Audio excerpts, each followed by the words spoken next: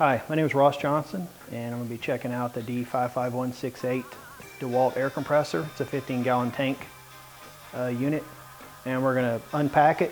We're going to see how it does, do some timing tests on how good it recovers, and just kind of show it to you. So I just got a brand new one, and let's see what's in here. I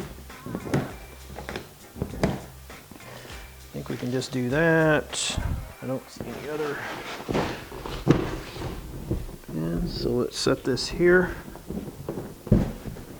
See what you get. Looks like it has just regular plastic wrap on it. So we'll pull this off. Set that here. Alright, so here's some documentation that's in here under this little cowl, or this little cover. And we'll take a look at what that is. It's an instruction manual. Appears to be in Spanish, maybe French. And then we've got, looks like a silicone bag, silica, to make sure for moisture. And then we'll pull these apart. There's another silica bag in here. So it's in some cardboard here. Doesn't look like you really need to assemble very much. So the reason I got this thing too is it's not all that heavy. We can lift it up. Let's make sure there's nothing under here of any value. I don't know if you can see this. Let me scoot this out of the way for a minute.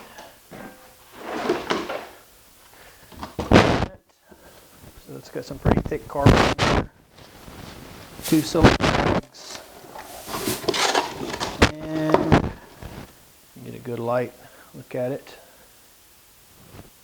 Okay, so you can see some of the information. It's 200 psi, 5.0 SCFM at 90 psi actual, 1.6 horsepower engine or motor, and then it's got a little cowl that covers the motor. Let's see here, the pressure gauge goes to 350. There's your regulator.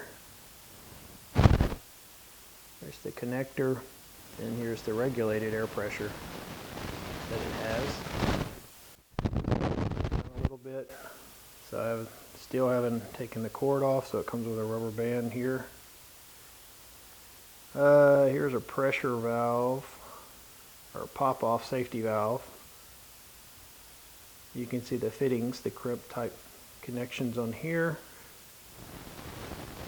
And then this is where it all taps into the main tank, or the only tank. See, here's the shut off, or the electrical cut off. And then it tells you some specs on it. I'm going to hook up like a lightweight or a lighter weight extension cord, and then we'll see, you know, how many amps it pulls or doesn't.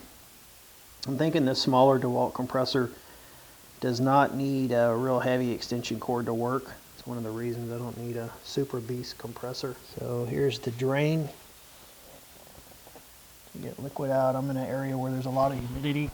Not easy though. Yeah. So you just turn it down like that. Now, here we go right out of the box. Even had some moisture in it from the beginning. So a little bit of water. It's expected where I'm at. Here's where the wheels are bolted on.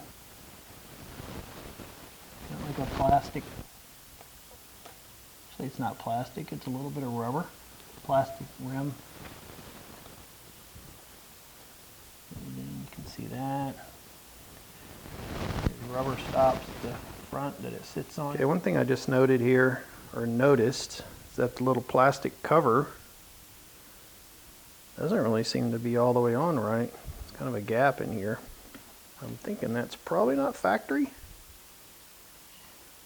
And I know I haven't moved this box around in any weird way. You saw that I just had taken it out. I may have to check the screw in here. And then this little cover here, right out of the box. And you can see here, same little seam seems to be off. Again, this is exact, you know, right out of the box. So I might try to see if that just snaps back together, hopefully. It's kind of, almost looks like that little hole should fit in some kind of dowel inside of here. I don't feel anything, so yeah, I don't know. Let me see if I can get it back together. Kind of interesting though, and just like that from the get-go. Alright, and this is, you can see this size, or what hooks into the top of the tank here. The back side of some of the gauges. Okay, we're going to plug it in for the first time. And I've got the switch over here on the side. You can't really see it.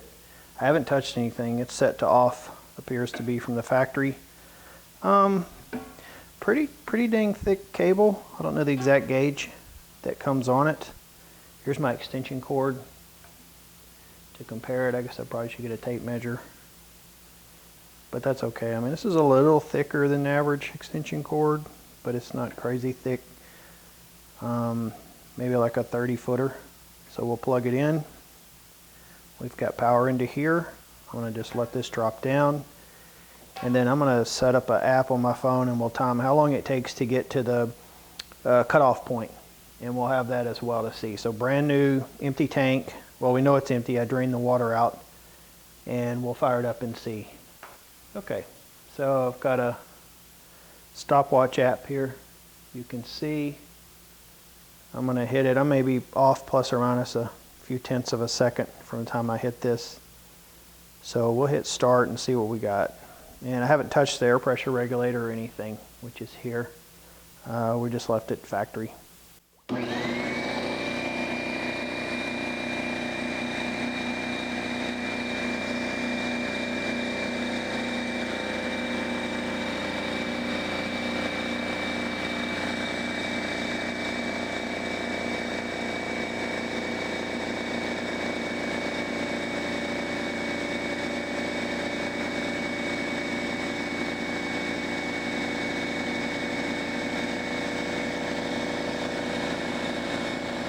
Actually pretty still.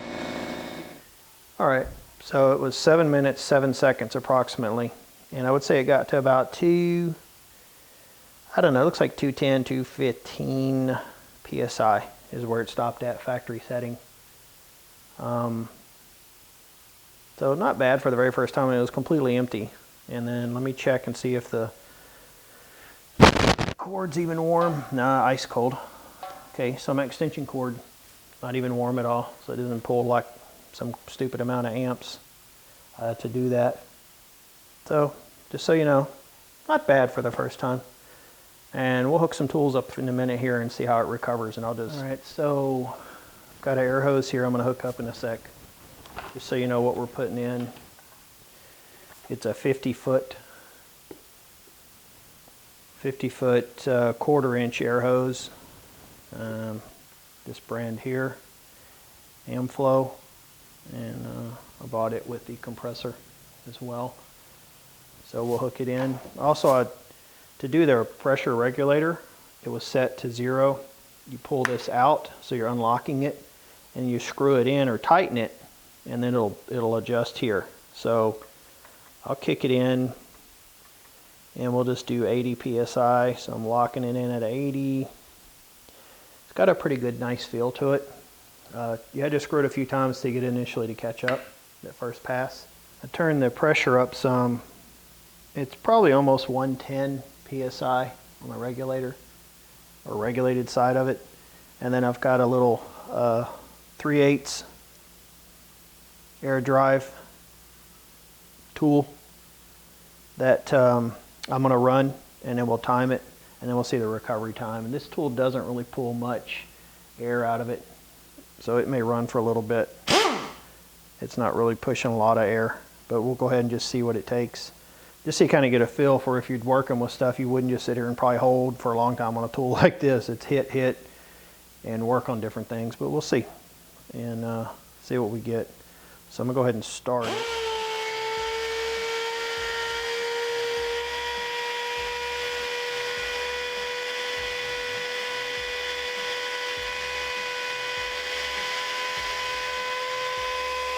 dropping 160, getting 155-ish. There it goes.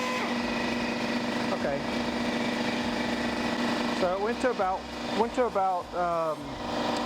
155, 160. Not bad. I mean, you could have kept working on it with the tool. It had a lot of air pressure and stuff like that. So normally you wouldn't stop and wait for the thing to fully recover. You could have kept going and doing things. So not bad. I'll have to do an update or something as I start using it, doing different, normal work type things. And pretty easy just to tilt this one and get to it. It's a little flip valve and let it lay flat. See if we got any water. We don't. And then just close it. So that's not too bad because this thing's so light. You can definitely pick it up. So we'll see how it does in production. And playing around, I'll update some comments, maybe make another video. That's how it does.